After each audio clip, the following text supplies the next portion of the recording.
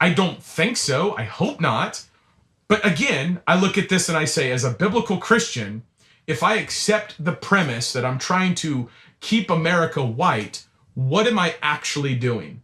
Here is where I want to come alongside the Ann Coulters whenever she writes Adios America, Michelle Malkin, Tucker Carlson whenever he talks about the Great Replacement Theory. The people propagating these theories, Kalergi, the Great Replacement, the Democrats, all these people that are allowing mass open borders. It's never been voted on. The American people don't support it, hands down, are against it completely. It's not nativism, it's common sense. But the real issue at the core here is that, and I can't believe no one else sees this, they want to get rid of white people because of their Christianity. Let people come into the country so that we can teach them the gospel. I think if that happens, you should teach everybody the gospel. Amen. Jesus told you to. What I'm saying is that if you had a culture that focused on the gospel, you wouldn't have mass migration. People take notice.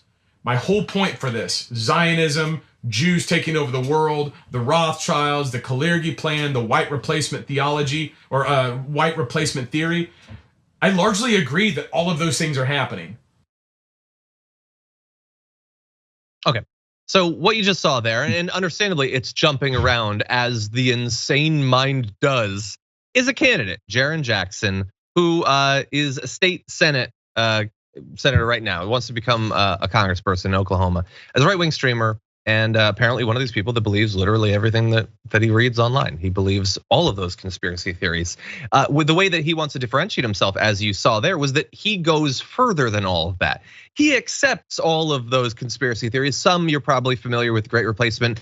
The other thing, I don't even know some of the stuff he's talking about. It's the insane things that people come up with to occupy themselves on 4chan or whatever. He accepts all that stuff, but he wants to go a bit further, or he wants to add a bit of context. But he does agree that international Jews are definitely trying to replace white people, and Dems here are definitely trying to replace white people, and QAnon is definitely a thing, and Satan is definitely operating through Antifa and all of that. No, he agrees with all of that stuff. He thinks that immigration and race mixing to produce multi-ethnic kids is obviously an issue. And look, we've identified a lot of crazy candidates and all that. I want to be clear here. He got first in his primary and is going to a runoff right now. He got the most votes in an election that presumably had at least one candidate who didn't believe all of these conspiracy theories.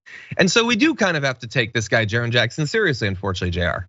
Isn't that weird? It's people like this that push their Christianity on folks. Say, oh, the Christians, we're getting overtaken. Oh my God, we're being replaced by Latinos. Immigrants from other countries. There's a very large percentage of Latinos that are Christians that believe in the same thing that these white folks believe in. And the difference that he sees is they're not white Christians. So that's what God believes in, is apparently white Christians. It's why the depictions they have of Jesus and all these folks is these white. He's got long blonde flowing hair. Definitely not looking like anything where he's from. But he's white because we have to preserve this whiteness associated with Christianity, because that's the purest form. That's the most moral religion that there is. We can't associate anyone else with this particular with this religion because it's ours. And that's something else that they're afraid is probably being taken away. But part of the whole thing about Christianity is you're supposed to spread the word and convert people. If you do that, it's got to be more than just white folks, right? It doesn't have to make sense. I feel like we say it so much. It doesn't have to make sense. And again, next time someone wants to call Laura Ingraham, Tucker Carlson, Michelle Malkin anti-Semites or bigots, don't blame the person saying it. Blame this guy. He's the one who told you. He said, I agree with all your anti-Semitism and bigotry. I would just go further. Exactly, and I would also say, hey, Tucker Carlson, I know that you find it like inconvenient that people have identified that you're pushing Great Replacement theory, and you love to say nobody actually believes that. It must really annoy you that this guy is just coming out and saying, no, I totally believe that. A candidate for office, and I believe that I said he was running for Congress. I was mistaken. He is running to become a state senator, and he is currently leading, to be clear. But no, he's just saying it like he believes in Q, and he says, I appreciate Q. I love anons. Q is so intriguing. He says he's not beholden to Jews, and he listed the Jews as evidence that evil exists. Again, he is not just a rando. He is not just a right-wing streamer. He is not just a candidate. He led in the primary and could very well be in the state legislature in Oklahoma. And we could show you, go to the Media Matters article if you want to see all of it. This guy is enthusiastic in the same way that other right-wing streamers who become politicians like Marjorie Greene have been. They don't hide this stuff. They enthusiastically accept every BS crazy conspiracy theory and they push it for clout that they get. And he's successfully running on it.